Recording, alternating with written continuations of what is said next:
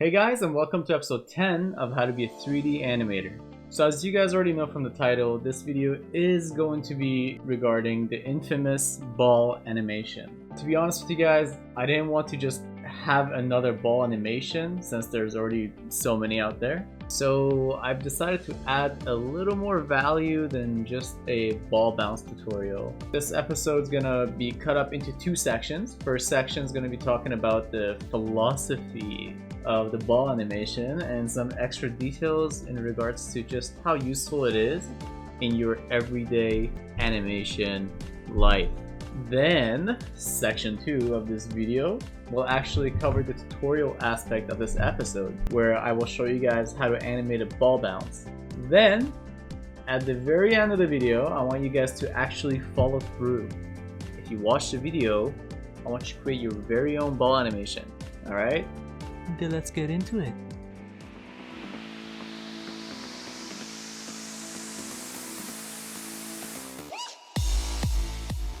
So in this first section, we're going to smash that like button.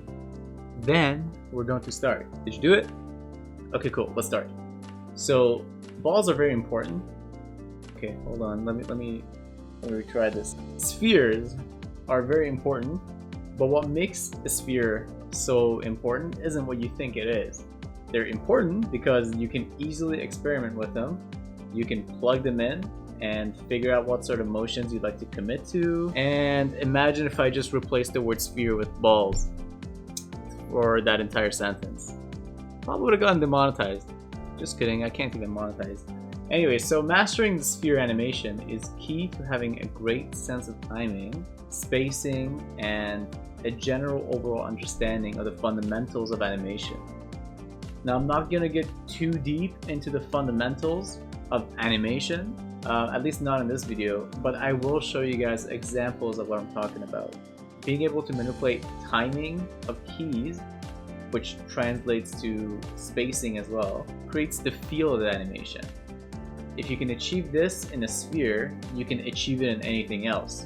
A human, a dog, a clicking of the subscribe button, then hitting the bell to stay notified of future videos, all of it.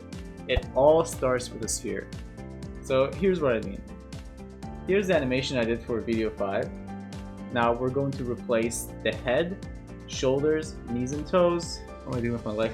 So we're going to replace the key parts of the body with spheres. Now do you understand? Everything is a sphere. You can animate any part of the body like you would animate a sphere.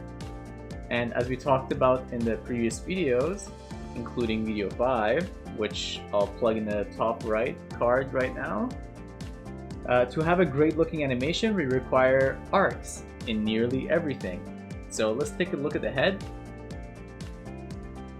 the shoulder, the chest, and now the core. So as you guys can clearly see, I've implemented an arc in pretty much every moving part of the body. Now, I don't want this video to get too long, and trust me, it will, especially because of the second part. And I don't want to lose your attention, so I'm gonna wrap this section up with this. So back to timing and spacing. You can easily convey an action with a sphere by just the timing of the motion. You're gonna have a field day once you transfer that knowledge, the motion, into whatever it is that you're animating. Okay, just to show you guys, so here's an example of a punch. And you guys can see how the motion is shown in the graph editor as translate X. So in this case, a punch is a quick forward movement that comes to a near stop very fast. So we have it hitting the pose in linear, pausing for a frame or two at the impact, and then pulling back. Now here's the same ball, same amount of frames, but this time the ball is a yo-yo. Again, you can see the translate X and how it differs in the bottom. Same ball. Now the same ball showing hesitation before touching a hairy spider, for example, then quickly pulling back. It's like going, and then it just pulls back. And the final example will be a push. The ball interacts with an opposing force, but then prevails and pushes through. Now again, this could be translated into anything that requires a push. For example, your character's walking into a doorway and someone slams the door against them. And for this example, once the heavy door is being slapped in his face, he catches it with his hand and he pushes it forward. So he struggles for a few frames and then pushes it back forward. I really want you guys to understand the importance of animating a Balll. And really the only other thing I can say in this section is to experiment, experiment, experiment. There was a really great animator I worked with last year where before he opened a big shot, he would plan it out, and he would plan it out with a sphere. He would experiment with the sphere, the type of motions he was trying to achieve, and then he would start his shot and he would implement that into his shot. But he always had a separate Maya open with a sphere so he could test out new motions. So this is what we're going to be creating in the next section of this tutorial. Before we start, I really recommend you guys to check out my video on setting up your workspace, which should pop up in the top right about now, followed by my video on how to use the graph editor. So if you need to, pause this video, go check those two out, then continue off from this point. I'll be linking both videos in the description below, so don't worry. So in this section, I'm going to explain the basics of a Balll animation, followed by examples, and I'll be giving you guys an assignment with parameters to follow. So stay tuned, pay attention, and create your own Balll animation after watching this video, which is the whole point of this video, otherwise why you're watching it. So as an animator, you could give life to something as simple as a Balll. This is both going to be the easiest thing you'll be animating as well as the hardest thing you'll be animating. But it is crucial to understand and perfect this exercise. If you want to excel as an animator, you gotta perfect it. Now I'll be honest, I don't think I've perfected it to this day. But we're always improving, always learning as people and as animators. The thing with animation is you're constantly getting better because you're constantly being challenged with new things.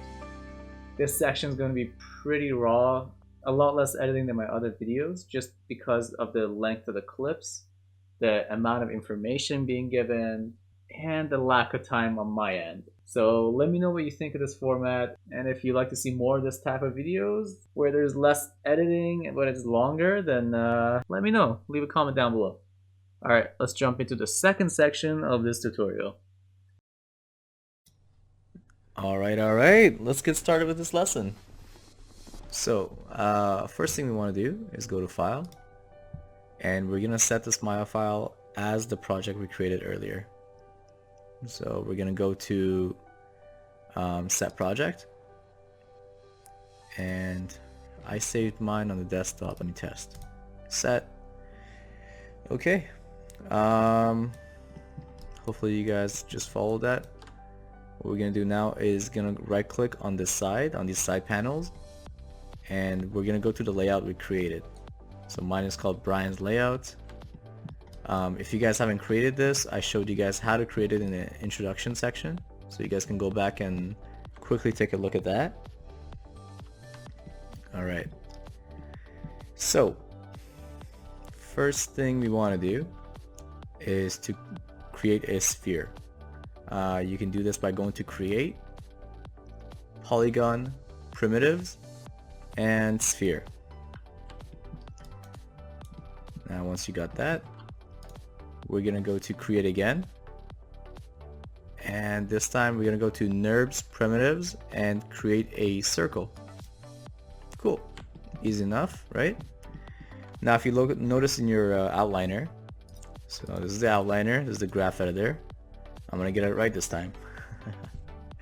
So in your outliner, you see you have the P sphere, which is your mesh, the Balll you created. And here we have the NURBS circle, which is going to be one of your controls for the Balll. So what we're going to do is we're going to rename these. I'm going to click up on the top right, and I'm going to change this to rotation underscore CTL. Underscore CTL stands for control. So rotation underscore CTL, and we're gonna go to the sphere, same thing. Gonna click on the top right, change the name. I'm gonna change the name of this to Balll underscore Geo in capitals. Balll underscore Geo, short for geometry. Okay. So now we got a mesh, you got your geometry mesh, and you also have a curve. Now what I want to do is I'm gonna go to, once having the curve selected, the rotation, the underscore control, CTL, we're gonna go to scale. I'm gonna drag on all the scales, scale X, Y, and Z, and type in 1.5. So it's 1.5 the scale. Alright. Now, what I want to do is I want to set the scale, which is 1.5 right now. I want to make this into 1. So I want this scale to be 1. So every time I want to clear everything out and set everything back to 0, or 1 in my case, it would come back to this radius.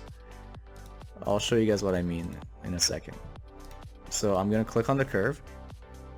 I'm going to right click on one of the attribute bars, or to the left of the attribute bars. I'm going to go down to freeze, and I'm going to freeze all. Now what this does, it sets everything to default essentially. But if you noticed, my circle didn't go to default. It didn't go to the scale it was at originally. So now if if I just scale this up and I make it all 1, back to 1, it'll go back to the scale we had previously. Okay, hopefully you guys are following so far. What we're gonna do now is I'm gonna press Control D. Okay, now if you look in the outliner, we have rotation CTL1 and rotation CTL. So we made a copy of our curve. So if you didn't follow, I'm just gonna repeat this step. So what I did was I click on the curve, Control D, and what that does, it makes it duplicate. That's what that stands for. And I'm gonna change the name of the copy, name of the curve copy, to, from rotation, I'm gonna change it to transform. So this one will be called transform underscore CTL. Alright, now what we're gonna do is go to rotation underscore CTL. You know what, before that, let me just make the T on transform lowercase, because we always want the first letter to be lowercase. Alright, so rotation.ctl underscore CTL, we're gonna go to scale. I'm gonna change this to 0.85 for all of them, scale X, Y, and Z. Right? Cool, so now we got 2 circles. Kind of looks like rings of Saturn right now. And we want to make the smaller circle to have the scale as 1, like we did with the transform or with the other circle. So we want to zero out, we want to freeze the scale. So once again, we're going to go right click on the left of the attribute boxes, go to freeze and freeze all. So now it's pretty much zeroed out, and now that is the default scale for that ring. Okay, next step, we're gonna go to the rotation underscore CTL again. That's the smaller ring. We want to pretty much lock out everything but rotation, hence the name, rotation underscore CTL. We want it to only rotate and do nothing else. So how you do this is you select and drag the translate. Now I'm gonna hold Control and click and drag the scale. You could do this individually, it's just faster. Now I'm gonna right click after I have the scale and the translate selected, leaving out the rotation. I'm going to go all the way down to lock selected. Now the smaller circle, if I try to scale it, I can't. If I try to move it with a W, I can't do that either, it's locked. Cool. Now we want to go to transform, and for this one we're just going to lock out rotation. So right click on, select all the rotations, right click and lock selected. So we have the smaller circle, do everything, not be able to do anything but rotate. The bigger circle, do everything but rotate. Okay, now we want to make these circles move the sphere that we have. So what we're going to do is we're going to create a hierarchy. We're going to create a parenting system where the sphere is going to be under the rotation curve, and the rotate curve is going to be under the transform curve. So the transform curve controls everything. The rotation curve can rotate separately, and it will only rotate the ball, and it wouldn't move the transform. Now that might sound a little bit confusing, it might not. I'll show you guys exactly what I mean.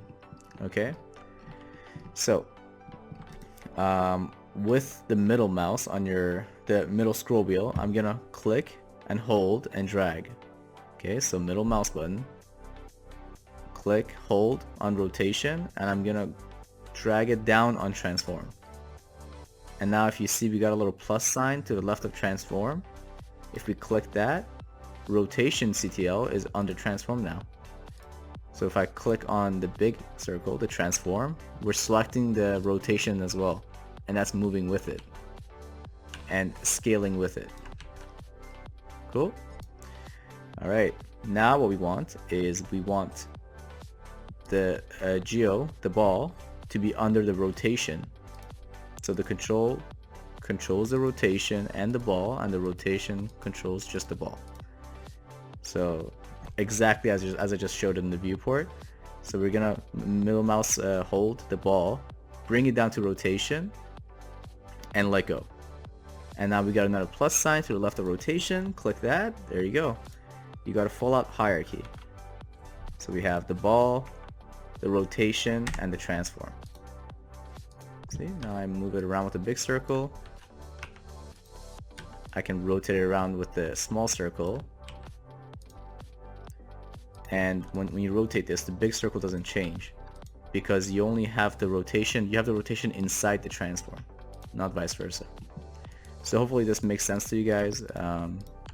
This has many uses, so it's good that you guys know this. Alright, so what I'm doing next is I'm clicking on the sphere, just the mesh, not the controls, and we don't really have any need for essentially moving the ball itself. We don't have a need for us rotating it since we have the controls to do that. In fact, if we move the ball and then try and rotate it with the control, we get this weird dimented rotation, which is not from the center like what we want. So how we're going to prevent this is we're going to click on the ball, the mesh, click and drag, and on everything, translate, rotate, scale, go down to lock selected, and voila. Now you can't move it, rotate it, or scale it. Okay. Oh, I should probably mention that you can actually unlock this stuff in case you messed up or you want to know. You just select everything again, right click, and unlock selected instead of lock selected. Okay. Oh, it seems I accidentally set a key. I'm just going to delete that real quick. Right click, delete. Cool. Now, so if you might, or if you noticed, my right screen is a little bit different than yours right now. And the reason for that is I went to panels, orthographic, and changed it to side view. Now this allows me to see it, well, from the side, and this way we can bring it down to the horizon line. There we go. So we know where the ground is. Okay. And I'm moving it with the translate curve. And what I'm gonna do is I'm gonna set a key. Better yet, I'm gonna move it up. Now I'm gonna set a key. You guys can just set a key on top of what you already set if you already set a key. Anyways, we want to set the first key on top, and then I'm gonna go forward 10 frames, have it come down all the way to it hitting the horizon line. And if you guys remember our borrowing technique, which is middle mouse hold. So I'm gonna middle mouse hold frame 1 and bring it to frame 20. So what that did is it goes down and then it goes back to where it was before in frame 1. So it goes frame 1 to 10, goes down, and then it goes back to where it was. And now we're gonna borrow from frame 10, go to 30, borrow from 20, go to 40, borrow from 30, go to 50. You're just hopping one frame and keep middle mouse dragging and taking it to the next frame. So I'm gonna keep going like this until I get a few. Okay. So how many bounces do we have now? 1, 2, 3, 4, 5. So we got 5 bounces. Now, here's what that looks. I just pressed F to focus it on the graph editor. And as you see, we pretty much just have key set on the Y, translate Y. So which is, it's just going up and down right now. And if we play this, so again, we want the play speed. I right click on the timeline, playback speed, real time. It looks something like this, which doesn't look realistic at all, right? It's just the same speed, it's monotone, and it's not getting any lower. So pretty much the most effective way to fix this is go to the graph editor. I have translate Y selected. I'm gonna select all the bottom keys, and this is a depiction of exactly how it looks like in this view right here. So it's high here, it's up. As you go through, it comes down, goes back up. It is literally showing you exactly what the movement looks like. So we want a sharp hit and then it going up in the air, slowing down a little bit, and then falling back down. So we're gonna select all the bottom keys and we're gonna hit the linear key. Okay, now let's look at what we have. Okay, so it looks a little bit better, still not perfect, but as you can see, it hits the ground sharply and it bounces right back up. And this is without any stretch and squash, or squash and stretch. What we can do now is go back to translate Y, and we can make these look a little bit more sharp. So I'm gonna select this. Now watch what happens when I try to move this. When I move this, the handles are connected, and if I move one, it'll move the other one as well. If I could speak English, that'd be great. So what we want to do is I'm gonna select one of them, and I'm gonna come up here with the one gray. It's a V. One side's gray, one side's orange. And what this does is it breaks the two lines controlling the curve. So now I can control each line individually, and I want to create almost like a bird shape. You know how you drew birds when you were a kid in your painting? Yeah, something like that. So it's slowing down and then very sharply hitting the ground, speeding up, going up, and slowing down again, right? And same thing with all of these actually. I'm gonna break those so I can rebuild them properly. So I'm just making a very, very sharp bird-like V. Okay.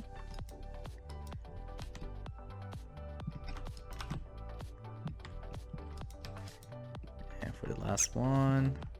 And we got these cool looking arches. Now let's see what that looks like now. There you go. And this is again without any stretch or squash and stretch. And it looks, again, it's not perfect, but it's pretty decent considering it only took maybe 2 or 3 minutes, right? Alright, so gonna go back to frame 1, gonna select the translate again, Now, what we want to do is we want the ball to eventually die out. So it bounces, and then the next bounce we want it to be slightly less higher until it eventually doesn't bounce at all. So what I'm gonna do is I'm gonna select all of the top keys. So not the very first key. So from the second to the last. And I'm gonna come to the top right of the graph editor. I'm gonna click on this there's 4 arrows. You click on it until you get the vertical arrows, which is up and down. So that means you can only move these keys up and down, and you can't move them left to right on the graph editor. So I'm gonna hold middle mouse click and drag all of them down. Great. Now I'm gonna go select the next 3, drag these lower, go select these remaining 2, drag this one lower, select the last one, drag the last one lower. Now if you see in the graph, like, you know this doesn't look right. It's not a proper arch. It looks more like an M. And what that's gonna look like is something like this. It's almost like it's floating. Here, I'll play it real time. Yeah, obviously that's not what you want. So we have to fix that now. So we have it bouncing less and less, but we ran into a problem. So what I'm gonna do again is I'm gonna select the bottom keys, and I'm going to hit the linear button again. And now we have to go back and readjust this. Okay, we want to make those nice looking arches again. Oops, we want to make those nice looking arches again. The sharp V's. You should be able to tell what's right and what's wrong just by the shape of the curve. As I mentioned earlier, you guys will slowly become the curve whisperers. Alright, let's see what we have now. Okay, so you guys, it's not looking bad, but as you notice near the end, it's almost like it's flying, but that's because it is going up way less than it originally was, but it's still taking the same amount of speed. So it's going up in the same amount of speed here that it does over here, and obviously that doesn't look right. So what we have to do now is go back to the graph, and instead of moving these lines vertically, we want to move these horizontally to the left. We want to skew it to the left. So as the ball bounces, after each bounce, the next bounce will take less time and less time and less time. So let's see what we can do here. I am going to use this rectangle with a cursor on it in the top left of the graph editor. I'm going to select that, and this is essentially a scaling tool. So I'm going to select and drag. You can look at the screen at which frames I'm selecting. And I'm going to click the right box and drag it to the left a little bit. Okay. Now I'm going to select the last remaining 2 and drag that a little bit to the right. Or to the left, rather. Last box, drag that a little more to the left. Okay. Doesn't look too bad. You can already tell what it's going to look like just from the graph. So I'm just going to come over here and move this down a little bit more. Gonna fix it up a little bit. There we go. There we go. And I just gotta fix this up too.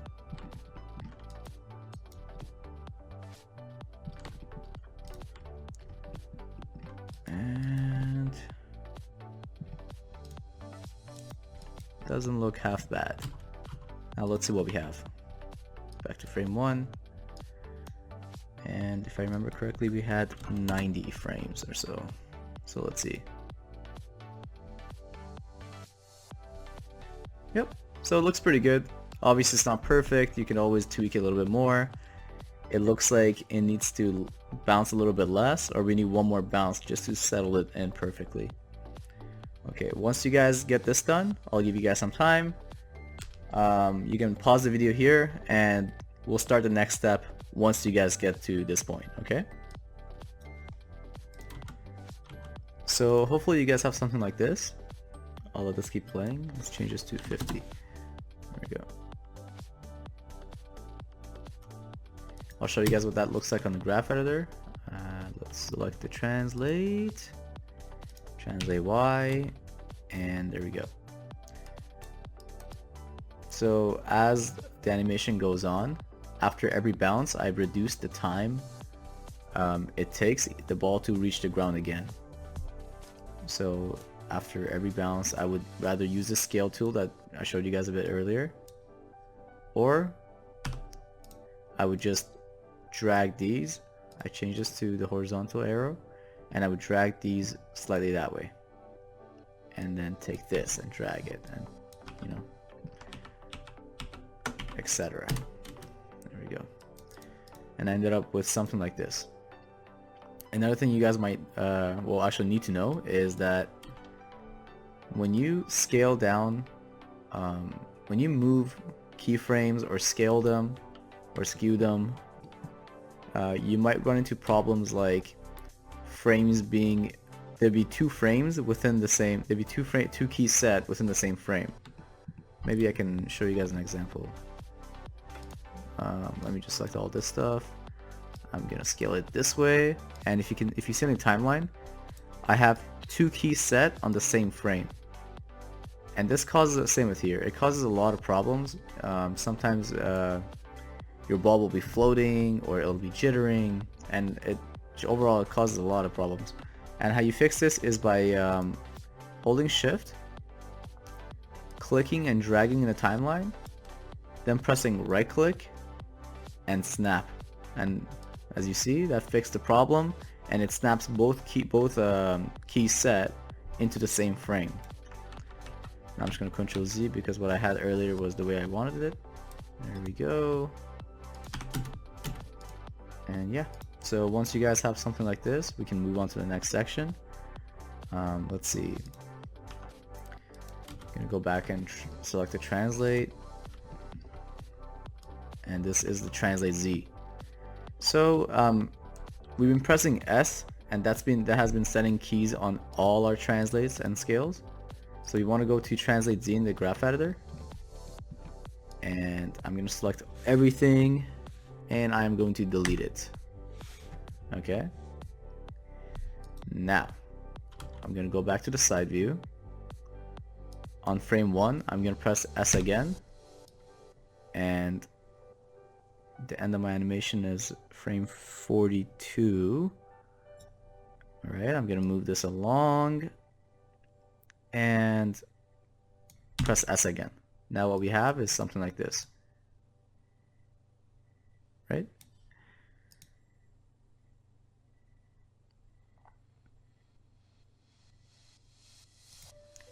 Okay.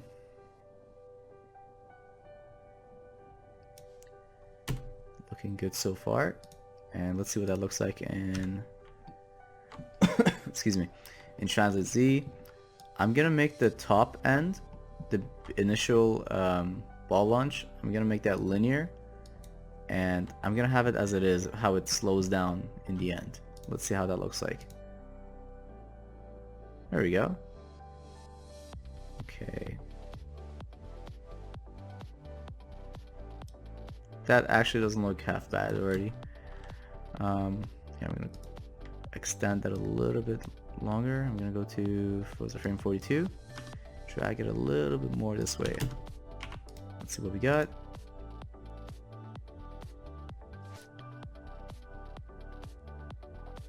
Cool. All right. I'm just going for something simple. I just want to show you guys how you could use these tools or these techniques to create something for your own demo reel. Now you can spend as much time as you guys need, as much time as you want to work on these. You want to make them look pristine, make them look amazing. You don't want to put anything other than your best work in your demo reel. Okay? It's not quantity, it's quality. It really doesn't matter how long it is, even if it's just 30 seconds long. And if it's amazing animations, your best work, then it's better than having 2 minutes of mediocre content. I'm sure you guys have heard that hundreds of times, and it's really true. So spend as much time as you guys need making something like this, and try and make it look perfect. Okay, now this is without any squash and stretch, without any rotation, and we'll actually get into that too. We'll actually get to that right now, so let's get started. Let me just test something real quick. Maybe I can make this look a little bit better. That's what we got here. Okay, gonna go to the translate Z, and we have it ending at frame 42, I think, right now. Yeah, I'm just gonna put this on the horizontal arrows, and I'm gonna move it a little bit more to the right. And so what that does is it essentially stops moving on the Z-axis past when it stops bouncing. So it stops bouncing and just keeps moving, and we'll have the ball rolling later on.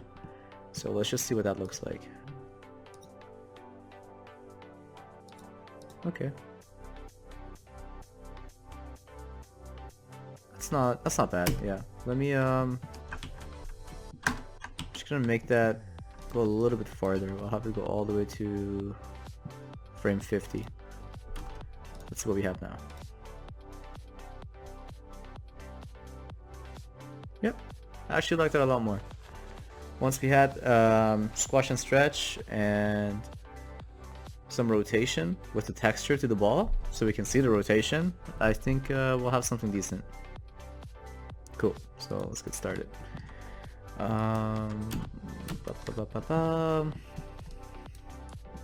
Right, so what you want to do is click on the geo. So click on the geometry, click on the ball. I'm holding right click. Gonna go all the way down to assign new material. This is for adding a texture. That's what we're doing right now. Now I'm gonna go to Lambert. Okay, so that's done. You get this menu on the right, and I'm gonna go to Lambert 2 again. Color. Gonna hit the box to the right of color, the checkers box, and I'm gonna come to this menu and click on checker. Now you don't see anything. That's because our view is in no texture right now. It's just models, and we're gonna change the view by pressing 6, and now you can see textures essentially, and you can see that we have a checkers pattern on our ball. You can mess around with the different settings on the checkered pattern, but that doesn't really matter for me. I just want it to be there just as a sense of figuring out exactly how much the ball is rotating to help with the animation. So same thing here. We don't see the texture, so I'm going to press 6.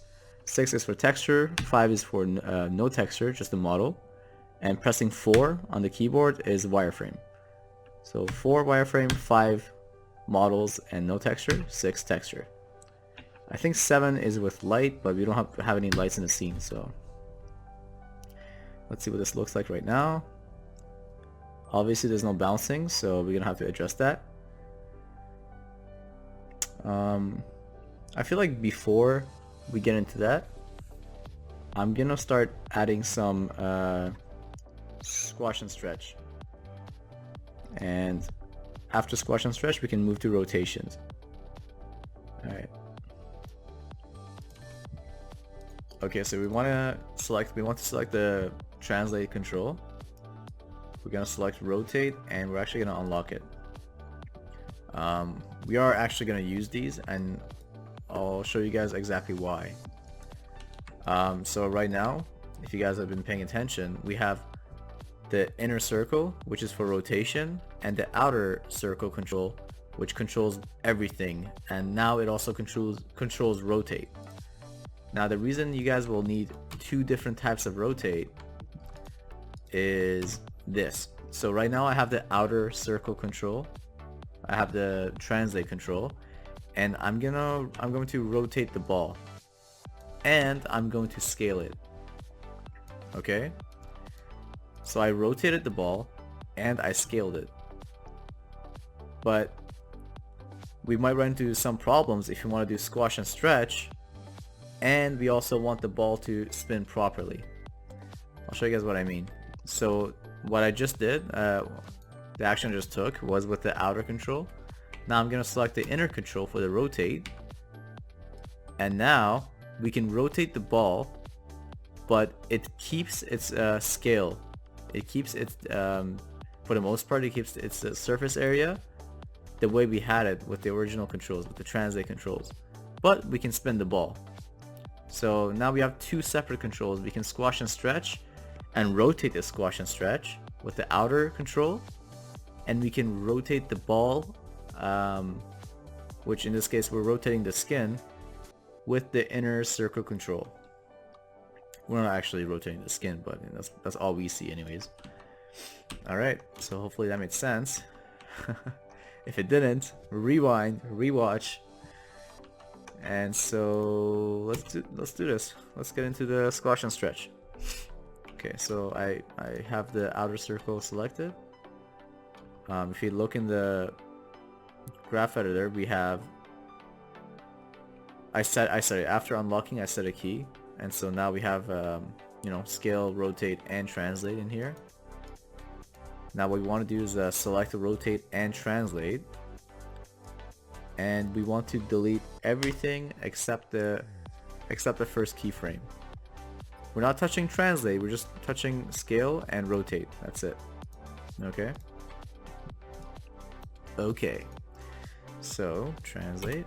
So now we don't have any keys on our scale or rotate, and that essentially gives us free reign to do whatever we want with those, with our translate still being there. So it still moves, we just don't have any unnecessary keys on everything else.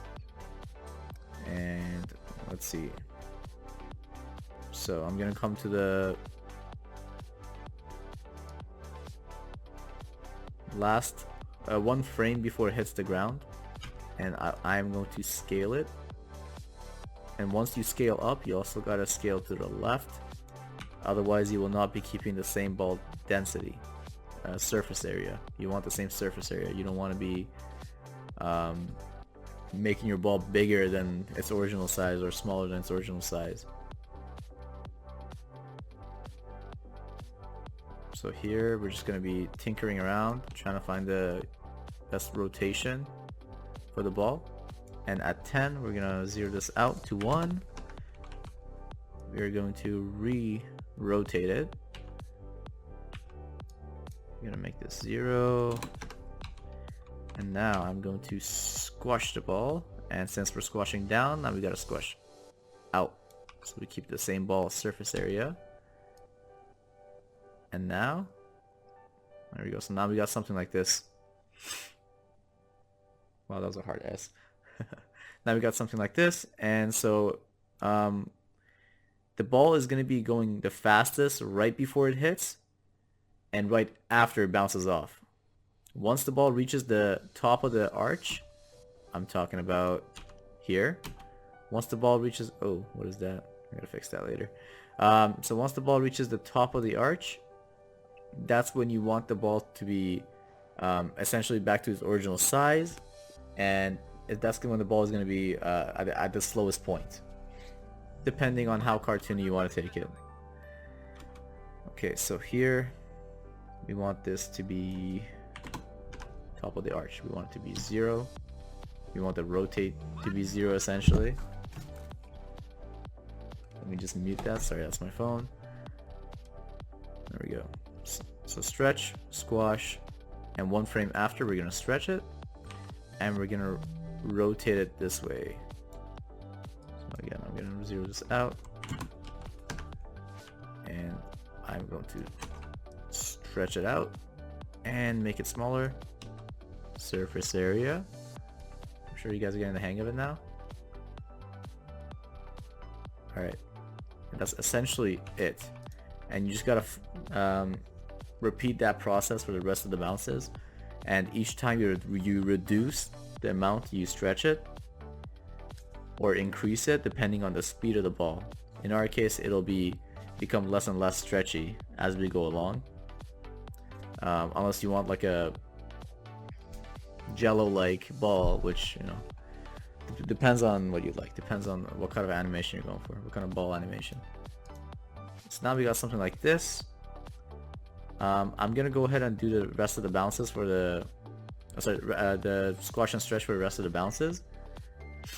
And I'm gonna pause the video. Hopefully you guys should pause the video too, do that, and then follow along for the next step, okay?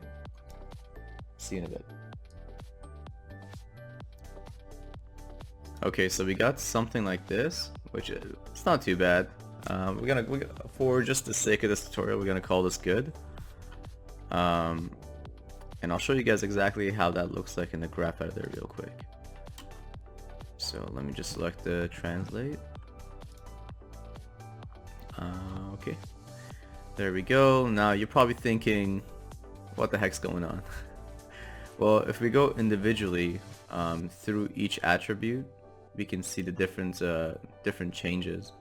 If we go to scale, actually, there we go. We got scale Y and Z is what we got.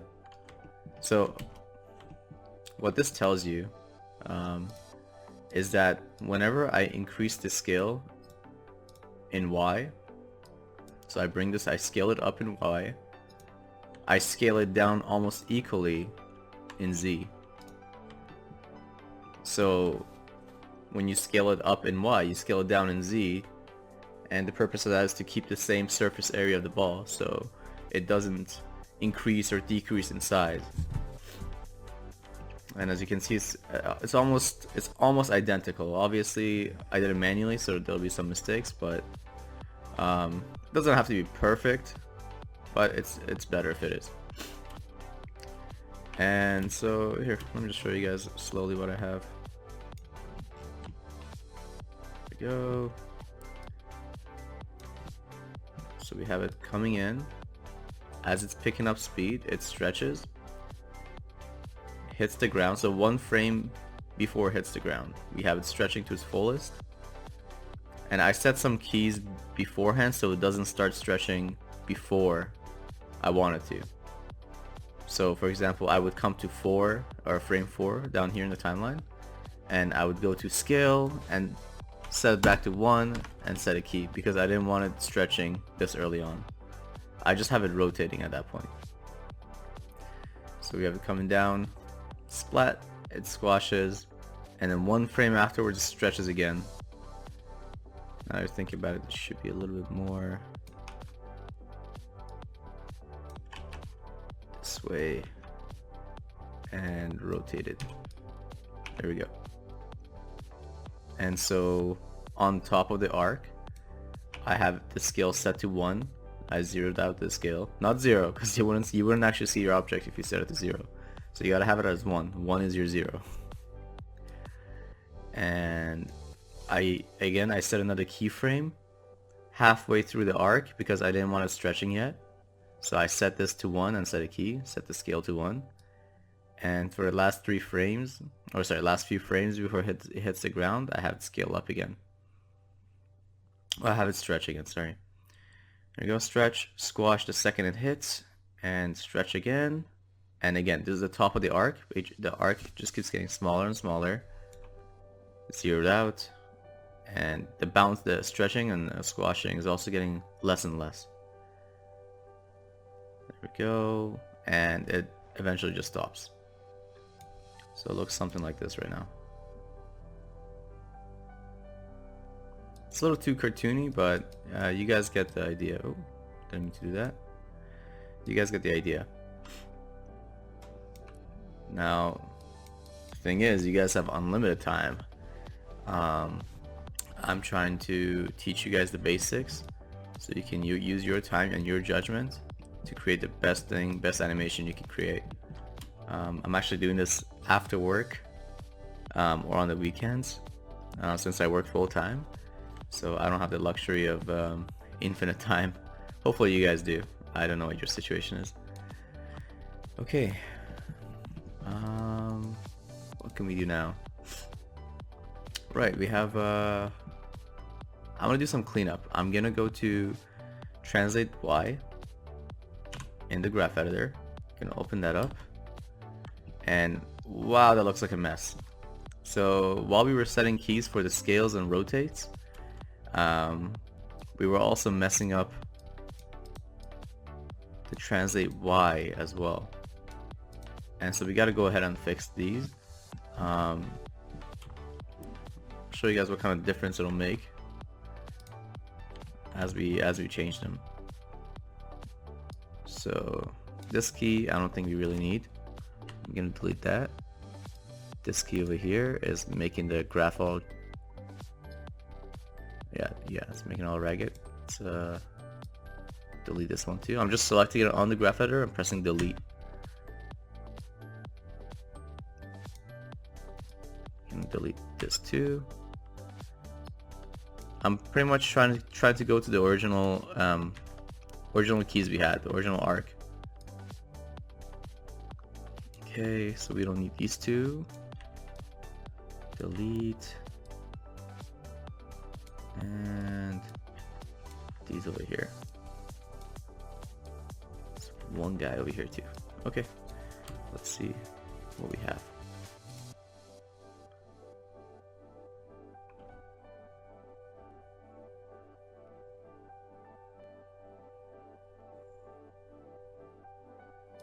Okay. Yeah, that's a little too much squash and stretch, but I'm gonna leave it for now. Alright, I guess all we have left is the rotate. And we're back. Okay, now I'm caffeinated, and I got some energy, and I also finished all the rotations, so this tutorial's over. Bye. Just kidding, so I did the rotations, and I'm going to show you guys my process, because I feel like that'd be a lot faster than me doing it as I'm recording it. If you guys don't like this method, don't like this this route I'm taking, just let me know, and for future classes I'll go through the entire process while I'm recording. Just be warned, it will be a lot longer. So let's get into this. So this is what we have right now. I'll let it play a few times.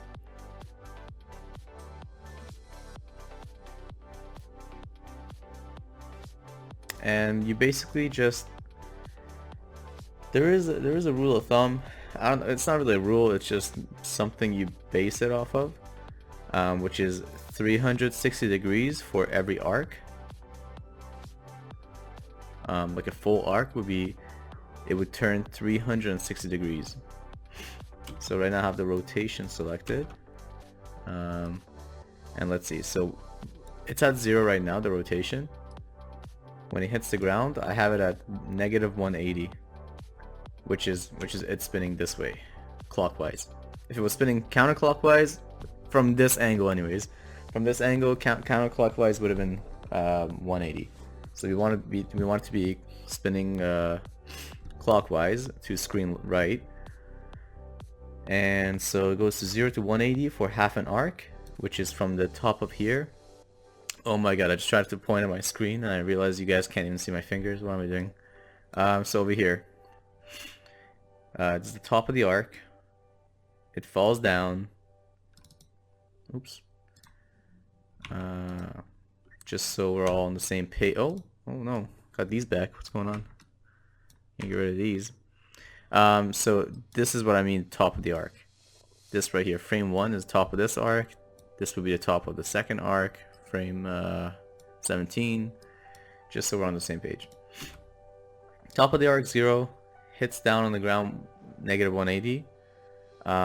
Originally I had this at the second bounce when it hits the ground. I had it at what was, let me get a calculator out. 180 plus 360. I had it at 540, but it was a little too much. It was spinning a little too fast.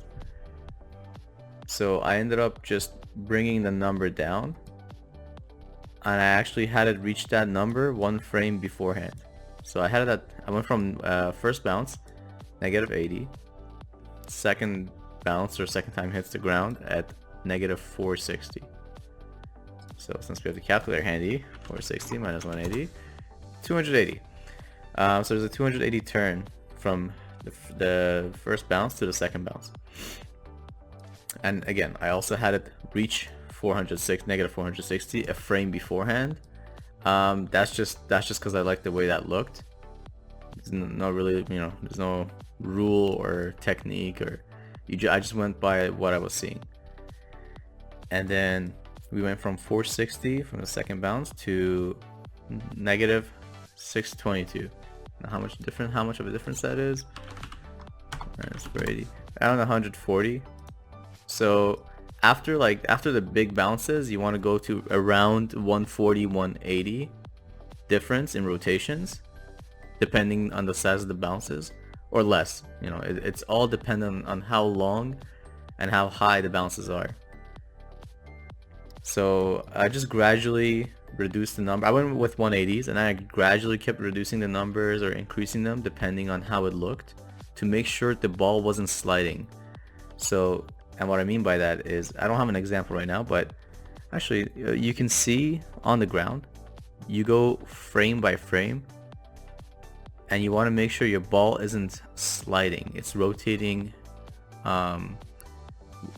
according to the speed it's moving, and it's not spinning too fast, not spinning too slow, which I think this is spinning a little bit too slow actually. So I'm going to change this to -985. Oh, that's 9,000. 985. There we go. So that's a little bit better. Right. So there is really not much to it. It's basically, it's everything I explained. You just have to see it for yourself. See what looks good, what doesn't look good. There isn't necessarily a rule of thumb you can apply. It's just you have to experiment and see what rotations work best. Like I have it gradually decreasing, and then actually increasing in the end when it starts rolling. But that's just because of just visual cues. Just me noticing that works better and looks a little bit more natural.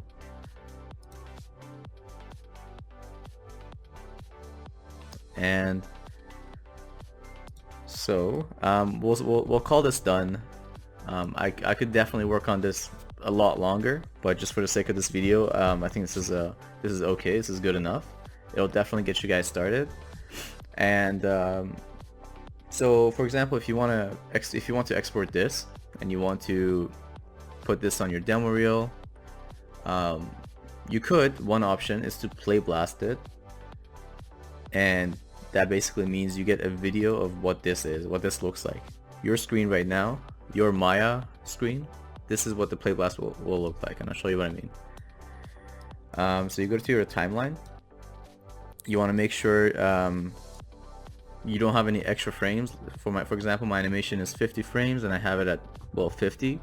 You could have it at a few frames longer if you'd like. So it goes 1 to 50, and on the timeline I will right click, go down to play blast. I will hit the box, make sure these are checked. I wanted that AVI, quality 100, scale 1, and I'm gonna go to the desktop and save it as Balll Anim, save, and I will hit play blast. And now let's take a look at what we have.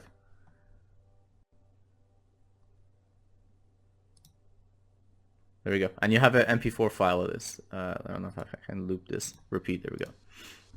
Now you have an MP4 file of the animation you just did, and you can put that in your demo reel or any other sort of video you like.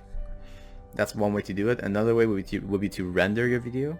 but again, we're not going to get into that. That could be for a whole nother video, because rendering's a whole nother beast by itself, and you're gonna have to learn texturing and lighting and all that other stuff that comes with it. So hopefully this video helps you guys. You learned a lot, and if you did, I would really appreciate it if you could rate the video. If it didn't help, then I apologize. Hopefully the next few lectures will help you understand and help you on your road to becoming a 3D animator. Okay, I'll see you guys in the next lecture. Thanks for watching.